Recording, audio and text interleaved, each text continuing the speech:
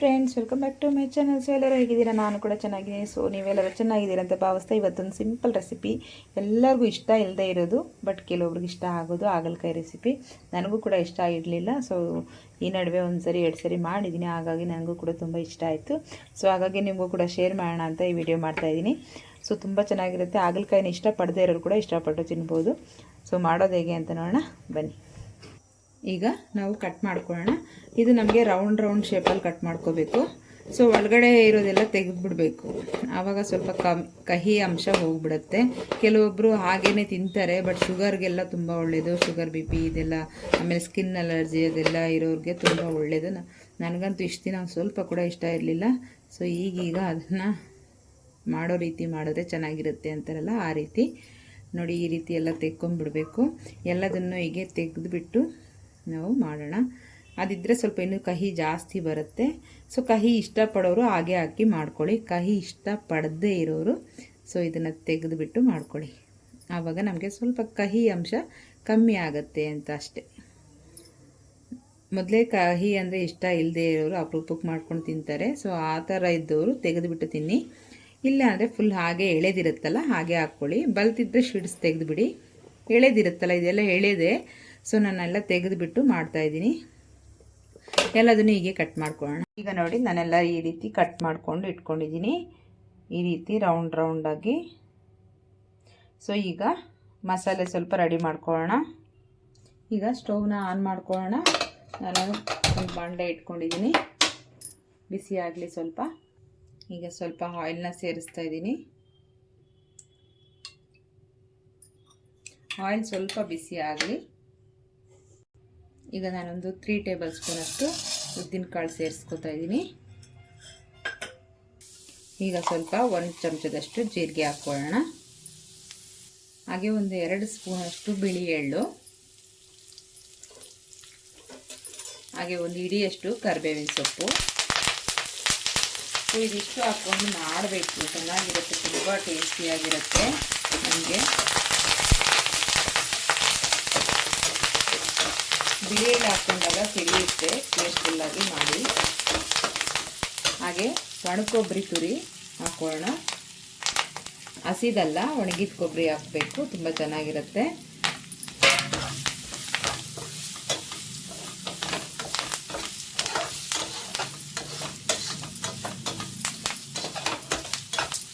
ಈ ರೀತಿ ಎಲ್ಲ ಚೆನ್ನಾಗಿ ಮಿಕ್ಸ್ ಮಾಡ್ಕೊಳ್ಳೋಣ.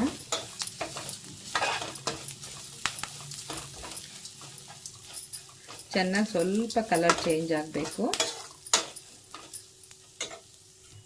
ಹಾಗೆ ಸ್ವಲ್ಪ ಟರ್ಮರಿಕ್ ಪೌಡ್ರನ್ನ ಸೇರಿಸ್ಕೊಳ್ಳೋಣ. ಅರಿಶಿನ ಪುಡಿ ಸ್ವಲ್ಪ ಸೇರಿಸ್ಕೊಂಡಿದ್ದೀನಿ. ಹಾಗೆ ಸ್ವಲ್ಪ ಹಸಿಮೆಣಸಿನ್ಕಾಯಿ, ಖಾರಕ್ಕೆ ನಿಮ್ಗೆ ಎಷ್ಟು ಬೇಕೋ ಅಷ್ಟು ಹಸಿಮೆಣಸಿನ್ಕಾಯಿ ಸೇರಿಸ್ಕೊಂಡಿದ್ದೀನಿ. ಈಗ ಇದಿಷ್ಟು ಚೆನ್ನಾಗಿ ಫ್ರೈ ಮಾಡ್ಕೊಳ್ಳೋಣ.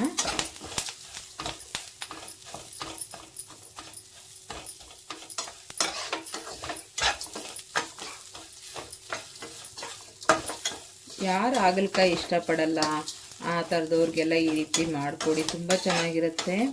ಹಾಗಲಕಾಯಿ ಇಷ್ಟ ಇಲ್ಲ ಅನ್ನೋರು ಕೂಡ ಇಷ್ಟಪಟ್ಟು ತಿಂತಾರೆ, ಅಷ್ಟು ಚೆನ್ನಾಗಿರುತ್ತೆ.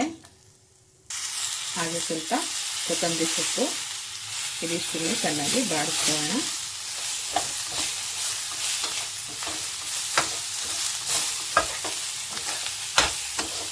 ಇದಕ್ಕೆ ಈರುಳ್ಳಿ, ಬೆಳ್ಳುಳ್ಳಿ, ಟೊಮೆಟೊ ಇದು ಯಾವುದನ್ನು ಬಳಸ್ತಾ ಇಲ್ಲ. ಸೊ ಬಳಸೋರು ನೀವು ಆ್ಯಡ್ ಮಾಡಿಕೊಂಡು ಬಳಸಿ.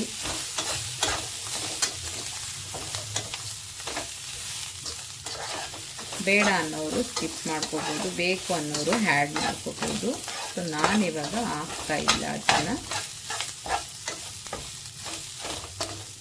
ಹೀಗೆ ನೋಡಿ, ಸ್ವಲ್ಪ ಗೋಲ್ಡನ್ ಕಲರ್ ಚೇಂಜ್ ಆಗಿದೆ. ನಮಗೆ ಮಸಾಲೆ ಎಲ್ಲ ಕಲರ್ ಸ್ವಲ್ಪ ಚೇಂಜ್ ಆಗಿದೆ. ಹಾಗೆ ಹಸಿಮೆಣಸಿನ್ಕಾಯಿ ಕೂಡ ಸ್ವಲ್ಪ ನೋಡಿ ಬಾಡಿದೆ,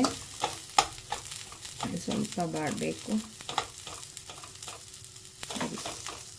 ಸ್ವಲ್ಪ ಫ್ರೈ ಆಗಲಿ ಸಾಕು.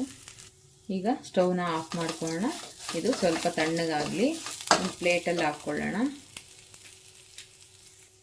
ಹಾಗೆ ತಣ್ಣಗಾಗ್ತಾ ಇದೆ. ಅಷ್ಟರಲ್ಲಿ ನಾನು ಹುಣಸೆಹಣ್ಣು ನೋಡಿ, 1 ನಿಂಬೆಹಣ್ಣು ಗಾತ್ರದಷ್ಟು 1 ನಿಂಬೆಹಣ್ಣು ಈ ರೀತಿ ನೀರಲ್ಲಿ ಹಾಕಿ ನೆನೆಸಿಟ್ಕೊಂಡಿದ್ದೀನಿ.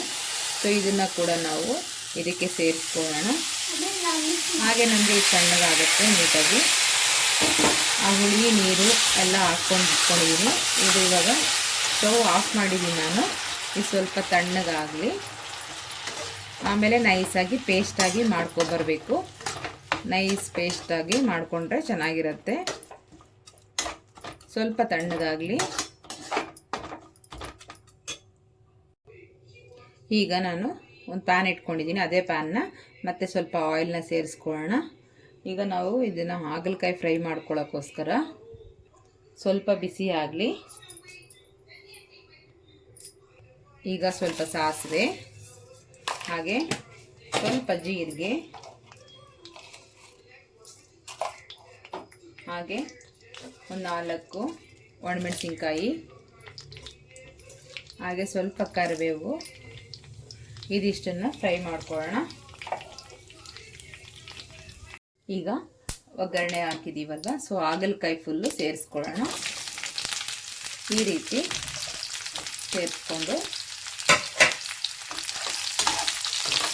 ಚೆನ್ನಾಗಿ ಫ್ರೈ ಮಾಡ್ಕೊಳ್ಳೋಣ.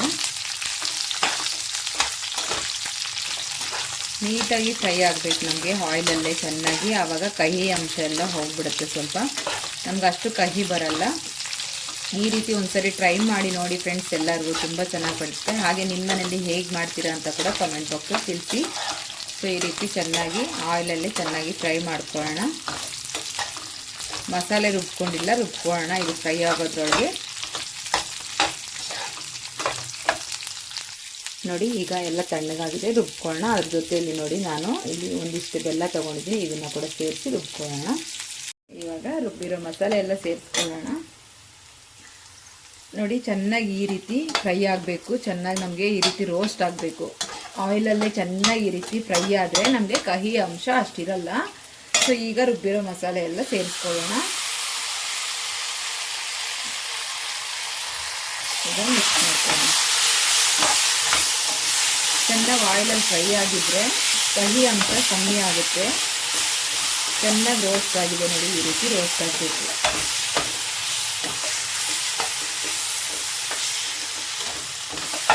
ವಾರಕ್ಕೊಂದ್ಸರಿ ಈ ರೀತಿ ಮಾಡಿಕೊಟ್ರೆ ಹೆಲ್ತ್ ಕೂಡ ತುಂಬ ಒಳ್ಳೆಯದು. ಹಾಗೆ ಸ್ಕಿನ್ ಅಲರ್ಜಿ ಆ ಥರ ಎಲ್ಲ ಇರುತ್ತಲ್ಲ, ಅದೆಲ್ಲ ಬ್ಲಡ್ ಎಲ್ಲ ಪ್ಯೂರ್ ಆಗುತ್ತೆ, ಸ್ವಲ್ಪ ಪ್ಯೂರ್ ಆಗುತ್ತೆ. ನಾವು ಇದು ಏನು ಉದ್ದಿನಬೇಳೆ ಹಾಕಿರೋ ಕಾರಣದಿಂದ ಸ್ವಲ್ಪ ಗಟ್ಟಿ ಆಗುತ್ತೆ, ಥಿಕ್ನೆಸ್ ಆಗುತ್ತೆ. ಸೊ ನಾವು ಸ್ವಲ್ಪ ತಿರುಗಿಸ್ತಾನೆ ಇರಬೇಕು. ಈಗ ತೊಳೆದ್ಬಿಟ್ಟು ಹಾಗೆ ಪಾತ್ರೆಯಲ್ಲಿ ನೀರು ಸೇರಿಸ್ತಾ ಇದ್ದೀನಿ.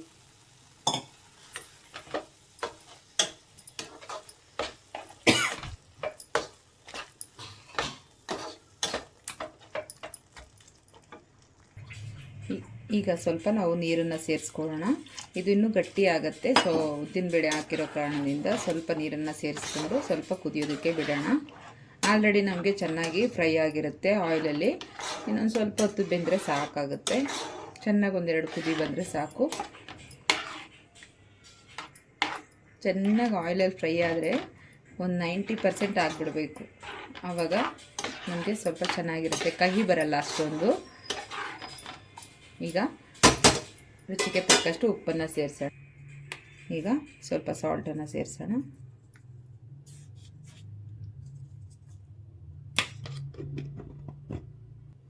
ಈಗ ಒಂದ್ಸರಿ ಮಿಕ್ಸ್ ಮಾಡ್ಕೊಳ್ಳೋಣ.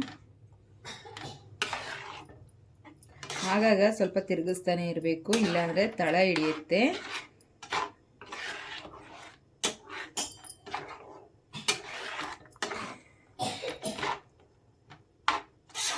ಒಂದು ಕುದಿ ಬಂದ ಮೇಲೆ ನೀವು ಮತ್ತೆ ಉಪ್ಪು ಖಾರ ಒಂದ್ಸರಿ ಟೇಸ್ಟ್ ಮಾಡಿ ನೋಡ್ಕೊಳ್ಳಿ.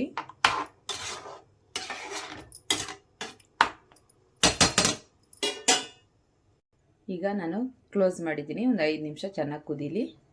ನೋಡಿ ರೆಡಿ ಆಗಿದೆ. ಈಗ ನಾವು ಸ್ಟವ್ನ ಆಫ್ ಮಾಡ್ಕೊಳ್ಳೋಣ. ಒಂದು 5 ನಿಮಿಷ 10 ನಿಮಿಷ ಕುದಿಸ್ಕೊಂಡ್ರೆ ಸಾಕು, ನೀಟಾಗಿ ರೆಡಿ ಆಗುತ್ತೆ. ಎಷ್ಟು ಚೆನ್ನಾಗಾಗಿದೆ ಅಂದರೆ ಟೇಸ್ಟು ಒಂದು ಚೂರು ಕೂಡ ಕಹಿ ಅನ್ನೋದಿಲ್ಲ, ಆ ರೀತಿ ಆಗಿದೆ. ಸೊ ನಿಮ್ಮ ಮನೆಗಳಲ್ಲೂ ಟ್ರೈ ಮಾಡಿ ಆಯಿತಾ. ಇವಾಗ ಬೌಲ್ಗೆ ಸರ್ವ್ ಮಾಡೋಣ. ನೋಡಿ ಈಗ ಬೌಲ್ಗೆ ಸರ್ವ್ ಮಾಡಿದ್ದೀನಿ ಹೇಗಿದೆ ಅಂತ. ಇದು ರೈಸ್ಗೆ, ಚಪಾತಿಗೆ ಎಲ್ಲದಕ್ಕೂ ತುಂಬ ಚಪಾತಿಗೆ ಆಗಲಿ ರೈಸ್ಗೆ ಆಗಲಿ ತುಂಬ ಚೆನ್ನಾಗಿರುತ್ತೆ. ರೊಟ್ಟಿ ಎಲ್ಲದಕ್ಕೂ ಒಂದ್ಸರಿ ಟ್ರೈ ಮಾಡಿ ನೋಡಿ. ಇಷ್ಟ ಇಲ್ಲದೆ ಇರೋರು ಕೂಡ ಇಷ್ಟಪಟ್ಟು ತಿಂತಾರೆ. ಅಷ್ಟು ಚೆನ್ನಾಗಿದೆ, ಅಷ್ಟು ಟೇಸ್ಟಿಯಾಗಿದೆ. ಒಂದ್ಸರಿ ಟ್ರೈ ಮಾಡಿ ನೋಡಿ, ಕಮೆಂಟ್ ಮಾಡಿ. Thank you for watching. ಇಷ್ಟೊತ್ತು ನನ್ನ ವೀಡಿಯೋಸ್ ನೋಡಿದ್ದಕ್ಕೆ. ಸೊ ಮತ್ತೆ ಸಿಗೋಣ ನೆಕ್ಸ್ಟ್ ವೀಡಿಯೋದಲ್ಲಿ. ಅಲ್ಲಿವರೆಗೂ ಬಾಯ್ ಬಾಯ್, ಟೇಕ್ ಕೇರ್.